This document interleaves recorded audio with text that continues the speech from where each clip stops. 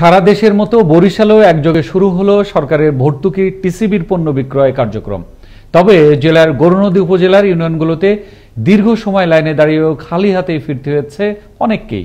তবে পর্যায়ক্রমে সবার পণ্য নিশ্চিত করা হবে বলে আশ্বাস উপজেলা প্রশাসনের। বরিশাল থেকে কাজী আল আমিনের প্রতিবেদন।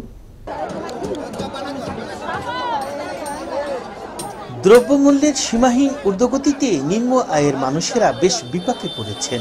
মধ্যবিত্ত পরিবারগুলোকেও সংসার চালাতে হিমশিম খেতে হচ্ছে। তাই সকাল থেকেই অপেক্ষা কখন টিসিবির টাকা আসবে, তবে কি পণ্য পাওয়া যাবে বা কত টাকা প্রয়োজন এমনটি জানা ছিল না অনেকে। আমরা তো আর জানি না, আমাকে তো আর বলে নাই, আমাকে তো কার্ডও দেয় না, দেবে আইসি তা বলছে যে আপনাকে 2200 টাকার মাল পাইবেন আজকে। 2200 টাকা কি পাবো তা আমরা জানি না। আইসিও সরকারি একটা কার্ড দিছে, মাল জিনিসপত্র দিবে হইয়া তেল, চিনি, লবণ, তারপরে ডাল এগুলো নাকি দিবে। তেল পামু, চিনি পামু, ডাল পামু, থাকবে বলে 470 টাকা। সাশ্রয়ী মূল্যে পণ্য কিনতে হাতে কার্ড নিয়ে সকাল থেকে দীর্ঘ লাইনে দাঁড়িয়েও পণ্যের মজুদ শেষ হওয়ায় অনেকেই ফিরেছেন খালি হাতে। তবে কম দামে পণ্য পেয়ে খুশি অনেকেই। আর মুসুর ডাল দিছে আর তেল দিছে, ঠিক আছে। আর কয় টাকা সামান দিছে জানি না, কিন্তু আমি 460 টাকা দিছি। 500 করে পেয়েছেন ডাল, তেল, চিনি এই পাইছি।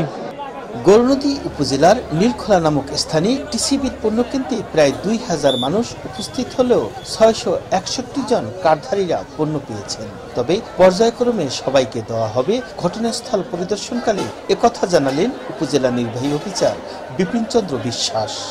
পৌরসভার 2টি কেন্দ্রে, একটি টর্কি বন্দর আর একটি হচ্ছে গৌরনদী বন্দর, এই 2টি কেন্দ্রে 1005 জন ব্যক্তি পরিবারকে আমরা এই টিসিবি পণ্য দেব। এই গৌরনদী টর্কি বন্দরে দিচ্ছি 661 জন মানুষকে।